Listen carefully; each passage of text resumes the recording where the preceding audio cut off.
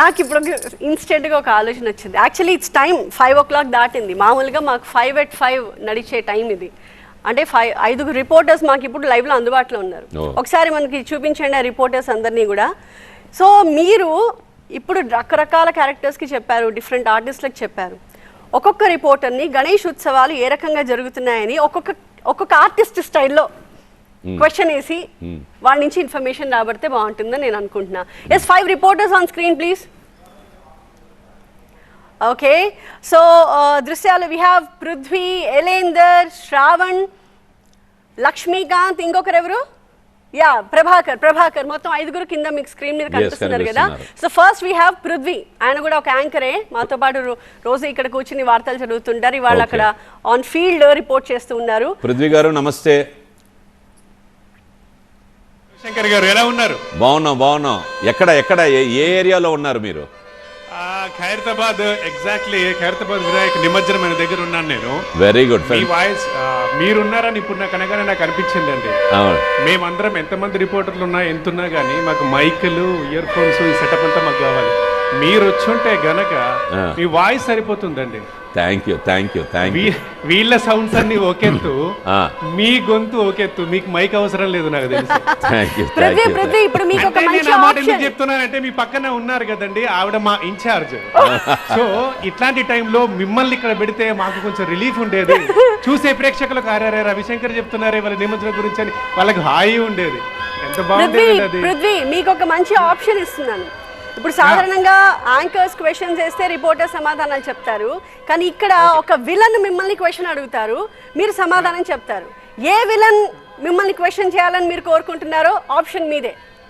ఇంకేముంది, అరుంధతి విలన్, సోను సూదా.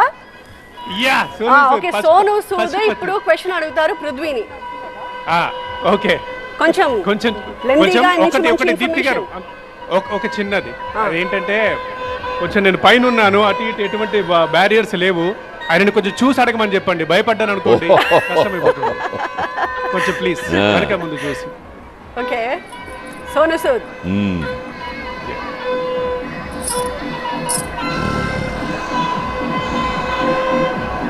పృథ్వీ, ఖైరతాబాద్ లో ఎలా జరుగుతుంది నిమజ్జనం? వినిపిస్తుందా మీకు?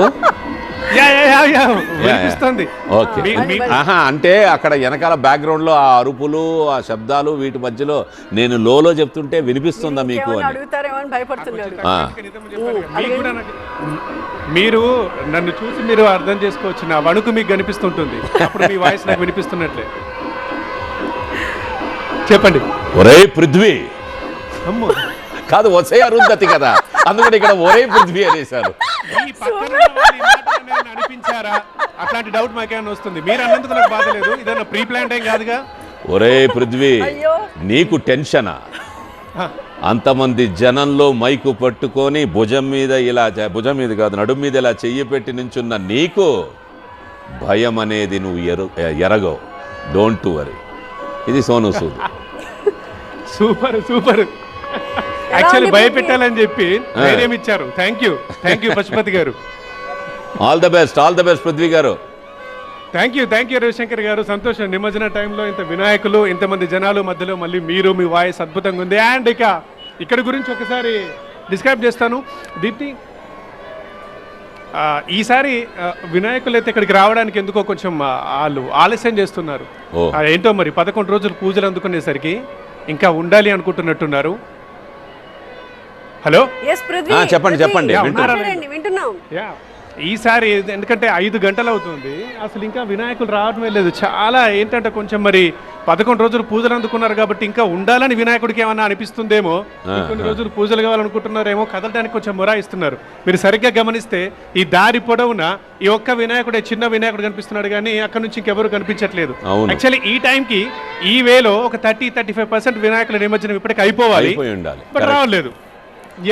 సో మరి ఎందుకు అనుకుంటున్నారో మరి ఏంటో మరి చూడాలి. మరి ఇంకా ఏమన్నా ఇంకా ఈ పూజలు ఎక్స్ట్రా కావాలని వినాయకులు అనుకుంటున్నారా?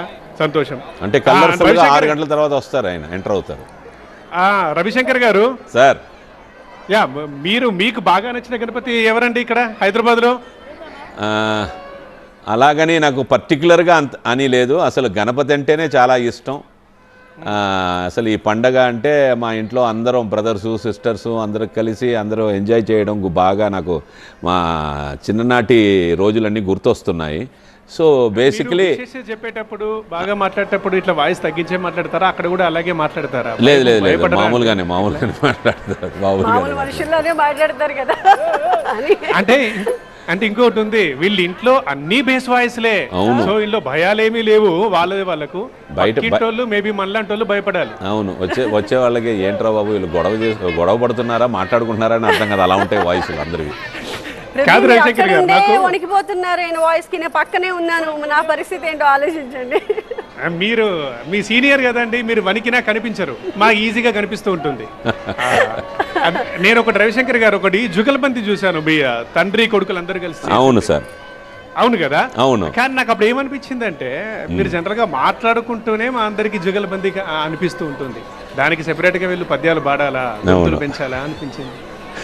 Right, correct. Thank you so much. So అక్కడ ఇన్ఫర్మేషన్ అందించినందుకు